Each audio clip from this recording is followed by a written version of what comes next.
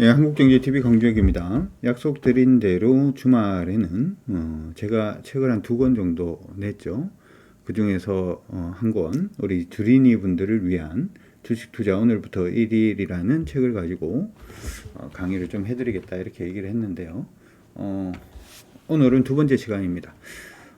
재미가 조금 없을 수도 있어요. 저는 주식 투자에 있어서 보통은 이제 종목을 매수하고 매도하고 하는 부분이 굉장히 중요하다 이렇게 생각들을 많이 하시는데, 저는 거기 안에 들어가 있는 철학들이 저는 더 중요하다라고 생각을 합니다.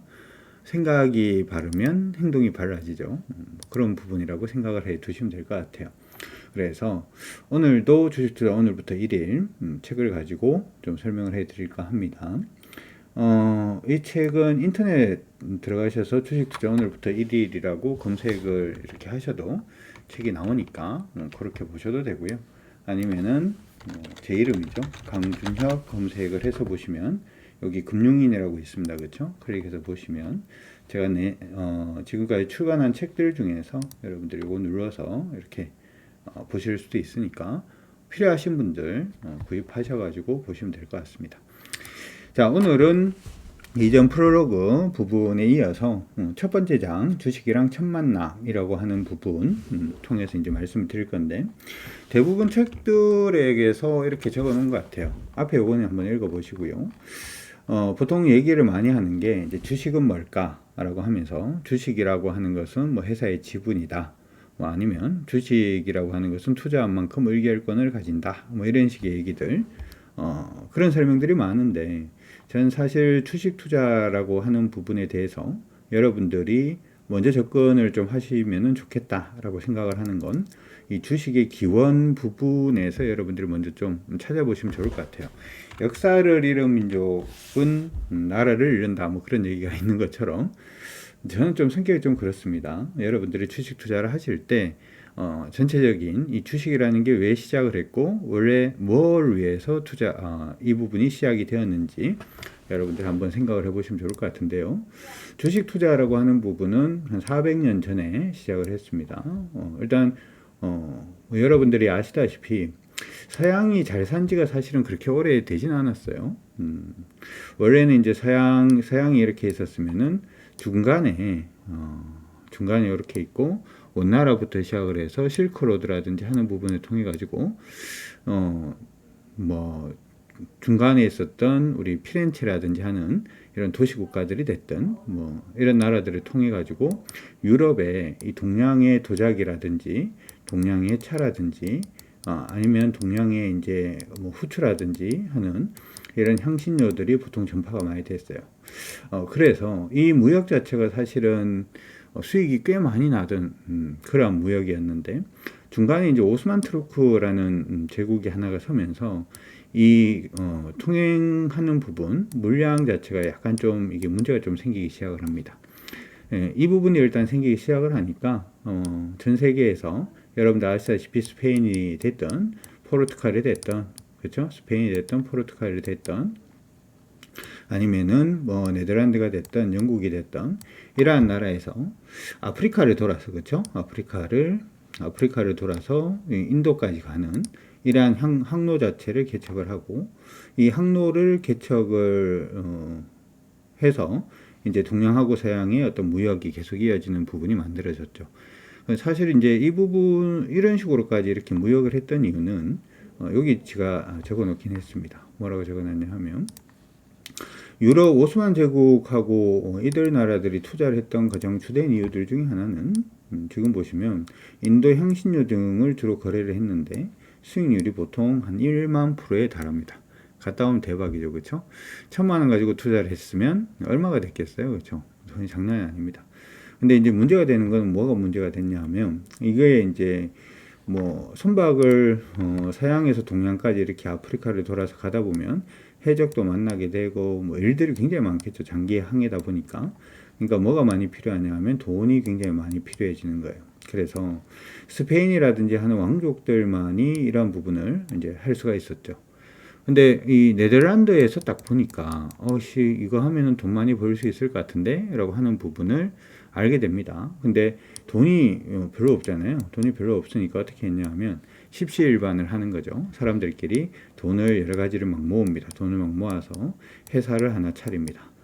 보통 이제 이게 네덜란드의 동인도 회사도 있고 영국에서 동인도 회사도 있고 뭐 그런데요. 일단 동인도 회사라고 하는 회사를 차려가지고 얘네들이 이 지분을 투자했던 걸 가지고 배를 사서 원래 처음에는 군함이 없었다 그러죠, 그렇죠? 그래서 서양과의 무역에 네덜란드가 뛰어들기 시작을 합니다. 보통 이 부분을 이제 주식 투자의 기본이다 이렇게 얘기들을 많이 하는데요. 한번 딱 갔다 오고 난 다음에 여기 그래서 제가 적어놨죠. 근대 자본주의에 가장 먼저 눈을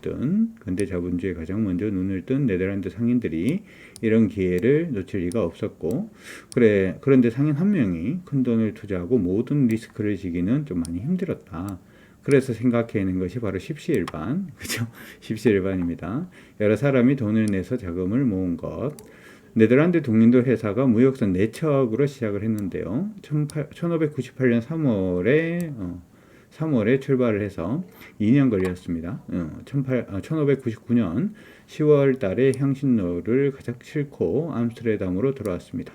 첫 번째 항해만으로 선박 건조 비용을 모두 회수를 했고요. 대박이죠, 그렇죠? 이게 16.5%를 투자자에게 배당을 했습니다. 저는 이걸 보면서 여러분들이 먼저 생각을 하셔야 되는 게 아마 주식 투자에 관심이 있어서 자격증을 공부를 해보시면 주식 투자의 주식의 가치 분석 부분에서 제일 먼저 나오는 게 배당 이익 모델이 가장 먼저 나오거든요.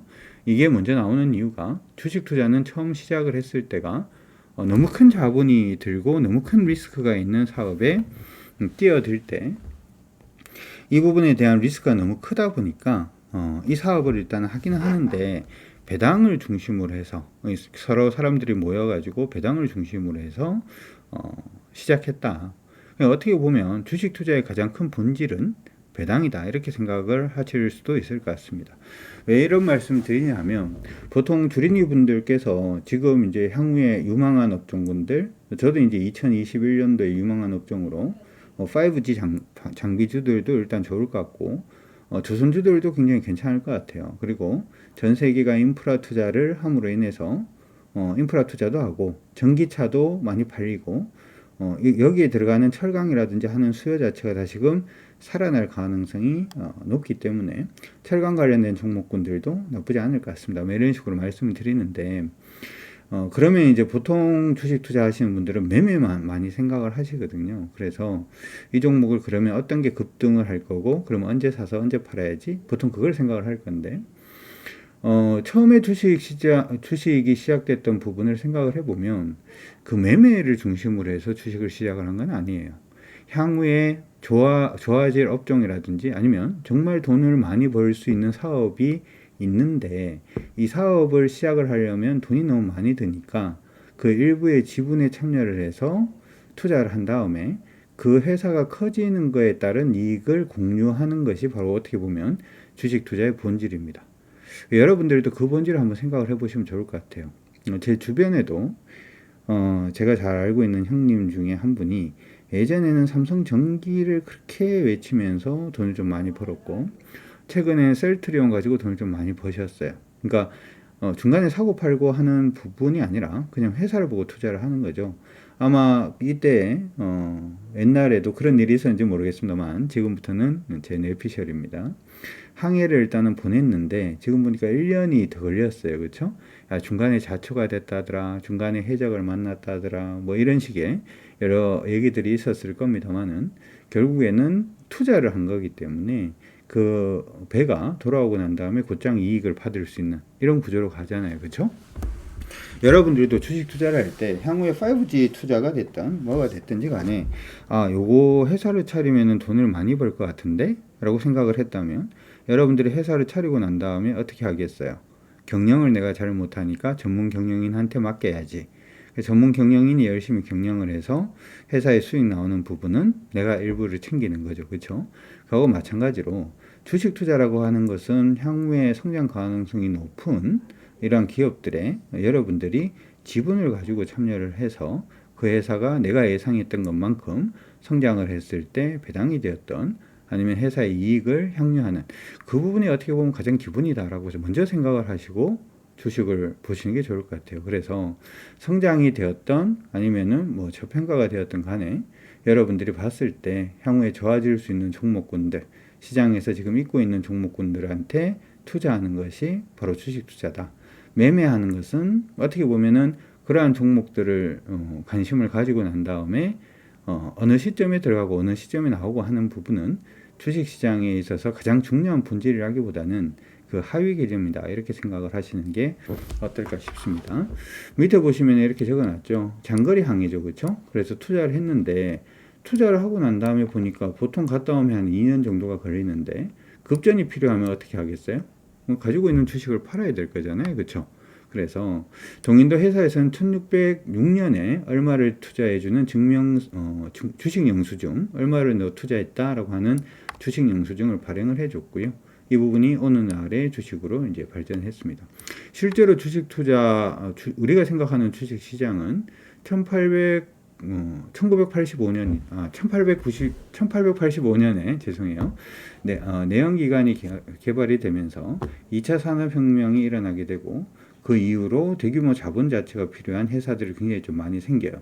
철도를 깐다든지 그때부터 시작해서 우리가 생각하는 본격적인 주식시장, 주식회사들이 생성이 됩니다만은 최초는 일단 이렇게 시작을 했고 여러분들도 주식 투자를 생각을 할 때 그냥 대박이라든지 급등이라든지 그걸 생각을 하기보다 아 원래 이렇게 시작을 했구나.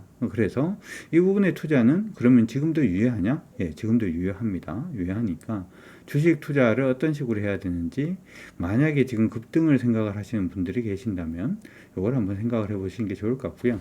얼마 전이 아니라 꽤 오래 전에 어떤 그 분이 댓글 하나 남겼어요. 뭐라고 남겼냐 하면 지금이 18살인데 주식 투자 오늘부터 1일이라는 책을 옛날부터 좀 읽었고 주식 투자를 지금부터 부모님의 허락을 받고 시작하는 건 어떨까요? 라고 질문을 올렸는데 매매하는 건 저는 반대입니다. 나이가 어릴 때 먼저 이제 시장을 보고 어떤 업종군들이 향후에 유망할지 어떤 사업을 하면 유망할지 근데 내가 사업하기는 좀 그러니까 그걸 하고 있는 회사에다가 투자를 해야 되겠다라고 생각을 해보면 그 회사의 질적인 가치라든지 양적 가치라든지 하는 부분도 충분히 생각을 할 수밖에 없잖아요. 그렇죠? 그런 식으로 순차적으로 여러분들이 생각을 하시라고 제가 앞쪽에 역사 부분을 적어놨으니까 책을 보시는 분들은 그 책 내용을 보시면서 조금 고민을 하셨으면 좋을 것 같아요. 아마 다른 책에는 이 내용이 별로 없습니다. 근데 저는 이걸 적어놓은 게 사실은 지금 책에 적혀있는 내용보다도 이게 거의 주가 될 정도로 많은 내용들을 적어놨는데 저는 이게 굉장히 중요하다고 생각을 하거든요. 그래서 여러분들이 한번 생각을 해보시고 더 나아가서 그 역사라든지 하는 부분에 대해서 좀 알고 싶다라고 하시는 분들은 서점에 가보시면 금융투기의 역사라는 책이 있습니다. 그 금융투기의 역사라는 책도 한번 읽어보시는 것도 저는 나쁘지 않다라고 생각을 합니다. 나머지는 지금 거기에 대한 설명들이죠. 위험을 분산한다. 뭐 아시아와 해상무역이 잘 되면 대박이지만 배가 자초가 되면 투자금을 모두 날리게 되겠죠. 당시 네덜란드 상선은 화물을 더 많이 싣기 위해서 첫 번째 배들은 무장을 전혀 하지 않았습니다. 그렇기 때문에 해적을 만나면 속수무책이었는데 실질적으로는 무장을 안 했기 때문에 배의 속도가 굉장히 빨랐고요. 해적을 만나더라도 회피할 수 있었다. 뭐 그런 얘기들도 있기는 합니다. 주식회사인 동인도 회사라고 하는 부분은 투자자가 자신의 투자한 목만큼 피해를 보기 때문에 소위 말하는 쪽박이 위험이 분산되었죠. 이거는 사실 이제 나라에서 보통은 주식 투자라고 하는 주식회사라고 하는 가장 큰 특징이 사실은 뭐였냐면 독점권이었거든요. 리스크가 큰 대신에 이런 독점권을 줄게. 우리나라에서는 동양하고 무역할 때는 너랑만 하게 해줄게 라고 하는 독점권까지도 보통은 줬었는데 어쨌든 간에 투자자가 자신이 투자한 목만큼 피해를 보기 때문에 쪽박의 위험은 분산되었다. 뭐 이런 부분들은 여러분들이 나중에 읽어보시면 될 것 같습니다. 유통과정 이런 것들도 그냥 상식대로만 여러분들이 알아두시면은 좋을 것 같아요. 알아두시면은 좋을 것 같다 생각이 듭니다. 자, 주식시장에서 뭐가 중요한지에 대해서는 여러분들이 하나 기억을 해 두시는 게 일단 좋을 것 같고, 그 다음 상식적인 내용들 중에서 주주의 권리부터 증자와 감자, 요거는 여러분들이 내용을 조금 알아두시면 좋을 것 같아요. 드라마 같은 데 보면은 뭐 그런 얘기 많이 하죠. 의결권이 누가 더 뭐 어쩌고 저쩌고 이러면서 드라마들이 많이 나오기도 하는데요. 당연히 이제 그 회사의 지분을 많이 가지고 있는 사람이 그 회사에 대한 목소리가 크겠죠. 그렇죠? 의결권을 많이 가지게 된다. 이렇게 생각하시면 좋을 것 같고, 저번에도 일단 보통주하고 우선주를 물어보신 분들이 계시던데, 보통주는 일반적인 그냥 주식이다라고 생각을 하시면 되고요. 우선주라고 하는 것은 우선한다는 뜻이죠. 뭐에 우선한다는 뜻이냐 하면 보통주보다 배당에서 우선한다라는 뜻이에요. 그렇기 때문에 보통주가 받는 배당보다 우선주는 배당을 더 많이 받습니다. 단지 무슨 차이는 있냐 하면은 우선주의 경우에는 의결권이 없어요. 그냥 배당만 좀 더 많이 받고 의결권은 없다, 이렇게 생각을 해 두시면 좋을 것 같습니다. 저는 그래서 이제 어떤 분들이 그런 얘기를 해요. 배당 투자를 만약에 한다면 앞서서 우리가 얘기를 했는 것처럼 회사의 성장이라든지 하는 부분을 봤을 때, 그러면은 배당도 좀 더 주는 우선주에 투자하는 건 어떤가요? 라고 질문하신 분들도 많은데요. 저는 개인적으로는 우선주는 채권의 성격에 좀 많이 가깝기 때문에 저는 우선주를 주식이라고 생각을 하지는 않아요. 그냥 채권이라고 보통 생각을 많이 합니다. 그래서 여러분들이 일반적으로 주식 투자를 할 때는 그냥 보통주에 조금 더 집중을 하시는 게 저는 옳지 않나, 이렇게 생각이 드니까 그건 참고를 해 두시면 좋을 것 같고요. 밑에 있는 유상증자, 이것도 여러분들이 책을 읽어보시면 좋을 것 같은데, 저는 요거를 유상증자가 호재냐 악재냐라고 하는 부분에 있어서 뭐 시장 안에서는 이렇게 얘기를 합니다. 운전자금으로 사용을 한다면은 악재인데 투자금으로 사용을 한다면은 호재다, 이렇게 얘기들을 많이 하더라고요. 근데 개인적으로는 그렇지는 않다라고 생각은 해요. 왜냐하면 원래 이제 회사가 자금 조달을 뭔가 투자를 하거나 할 때 자금을 조달하는 방법이, 첫 번째는 회사가 가지고 있는 보유 자금을 가지고 투자하는 방법이 있겠죠. 두 번째는 대출을 받는 방법이 있겠죠. 근데 대출을 받는 게 무조건 나쁜 건 아니에요. 이거는 여러분들 생각을 하실 게, 여러분들이 가지고 있는 돈이 다른 쪽으로 투자하는 게 이익률이 높을 건지, 아니면 은행에 맡겨놓는 게 이익률이 높을 건지, 아니면은 이걸 대출을 받는 게 이익률이 높을 건지, 이건 사실은 회계상으로 계산을 좀 해봐야 되기 때문에 무조건 자기가 가지고 있는 돈 가지고 자금을 출자를 해서 아니면 투자를 한다라고 하는 부분이 좋은 건 아닙니다. 근데 어쨌든 간에 자기 자본 가지고 투자하는 부분이 있을 거고요. 두 번째는 대출을 받는 부분이 있을 건데, 대출을 받을 때 제일 처음에는 어디로 가나요? 제일금융권으로 갑니다. 그렇죠? 마찬가지로 은행에서 대출을 받아서 투자를 하면 되겠죠. 근데 은행에서 투자를 안 해주려고 그래요. 그러면 어떻게 해야 되죠? 사채를 발행을 해야 되죠. 근데 회사에서 발행하는 사채니까 당연히 이걸 갖다가 회사채라고 얘기를 합니다. 근데 회사가 만약에 신용등급이 낮아요. 그러면 어떻게 해야 되죠? 회사채 이자가 일반적인 이자보다는 높아야지 회사채가 팔릴 수가 있겠죠. 그렇죠? 근데 이자를 이렇게 많이 주기에는 좀 많이 힘든 거예요. 그럴 경우에는 뭐냐 하면, 회사채를 발행을 하는데 무슨 권리가 있는, 그 회사에서 보유하고 있는 주식하고 전환을 할 수 있는 권리가 붙여진 전환사채를 발행을 하기도 하고요. 아니면은 그 회사의 신주를 인수할 수 있는 권리가 붙여진 신주 인수권부 사채를 발행을 하기도 합니다. 대신에 이자율은 조금 낮출 수가 있겠죠. 아니면 이자율이 높더라도 회사채가 안 팔릴 것 같으니까 전환사채라든지 신주 인수권부 사채를 발행을 하기도 합니다. 근데 이것도 안 될 것 같아요. 이것도 안 될 것 같으면 보통은 뭘 하냐 하면 유상증자라고 하는 부분을 합니다. 유증을 하는 거죠. 유상증자를 하는 거죠. 근데 유증을 하는 방법도 여러 가지가 있습니다. 삼자 배정 유상증자라고 하는 부분이 있는데, 이거는 야, 너하고 내하고 당사자가 아니잖아? 우린 삼자잖아? 할 때 그 삼자입니다. 그러니까 회사하고 거의 관련이 없는 다른 삼자가 유상증자에 참여를 하는 경우예요. 이런 경우에는 이 삼자가 이 회사에 대해서 굉장히 좀 긍정적으로 보고 투자를 할게 라고 하는 부분이기 때문에 이거는 일단은 뭐 좀 긍정적이다라고 봐줄 수가 있고요. 두 번째로는 유증을 하는데 주주 배정으로 하는 경우가 있고, 그냥 일반 공모로 하는 경우가 있어요. 무슨 얘기냐면, 유상증자를 하는데 아무나 다 참여할 수 있어요 라고 하는 부분이고, 두 번째로는 주주들은 일단 참여를 해야 됩니다 라고 하는 건데, 일반 공모가 더 자신감이 있는 거죠. 일반 공모가. 일반 공모로 해서 안 될 것 같으면 주주 배정으로 그냥 가요.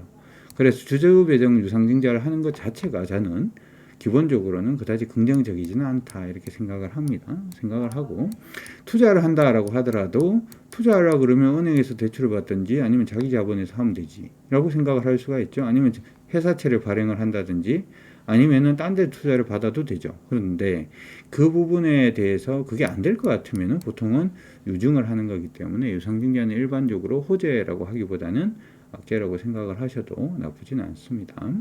근데 이제 문제는 뭐냐면 이 유증에 대해서 시장에서 어떻게 판단을 하는가는 또 다른 문제가 되긴 합니다. 그거는 뒤에 일단 좀 언급을 해 드리도록 하겠습니다. 내용들은 앞서서 얘기를 했는 것처럼 그런 식의 내용들을 일단은 설명을 일단 해 드렸으니까 여러분들이 참고를 해 주시면 좋을 것 같고요. 저번에 STX 유상증자가 왜 긍정적이었냐라고 하는 부분은 지금 보니까 3자 배정 방식으로 했는데 누가 들어왔냐 하면 산업은행, 우리은행, 농협, 신한은행, 한국정책공사가 들어왔죠. 정부에서 들어온 거잖아요. 그렇죠?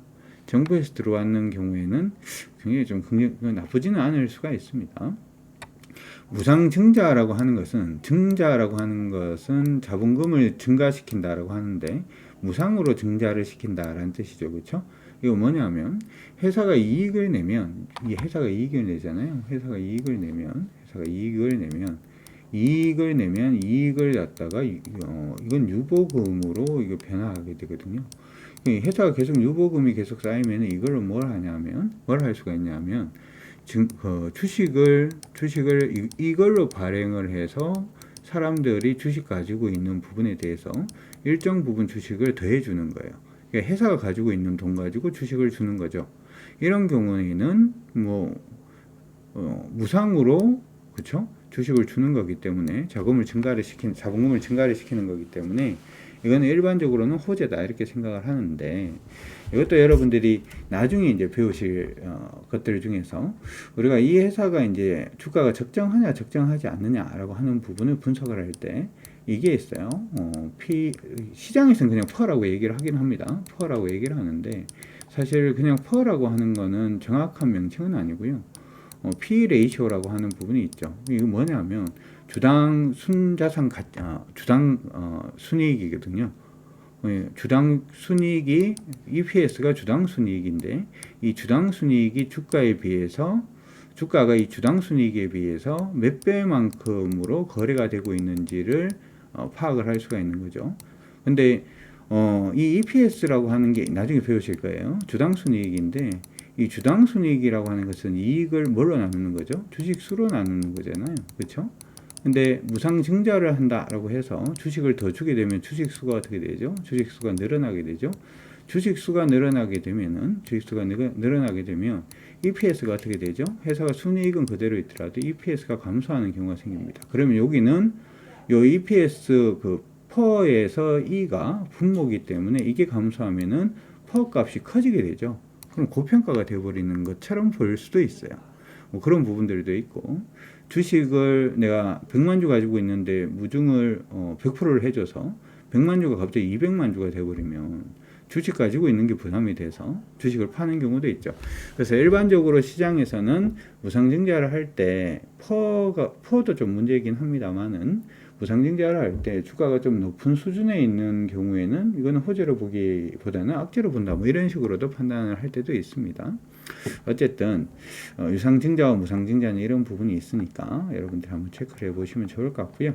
감자를 한다라고 하는 건 뭐냐면 이 감자라고 하는 거는 자본 감소거든요. 자본 감소를 시킨다라고 하는 부분인데 시장에서는 일반적으로 감자한다라고 하는 부분에 대해서 그다지 좋지 않게 봅니다. 좋지 않게 보는데 저는 개인적으로 여기에 여러분들이 좀 긍정적으로 체크를 하나 할 게 필요하다라고 보고 있어요. 무슨 얘기냐 하면 보통은 회사가 자본금이 장사가 안 되면 계속 자본금을 까먹게 되겠죠. 그렇죠? 장사가 안 되니까 자본금이 자꾸 떨어지게 될 겁니다.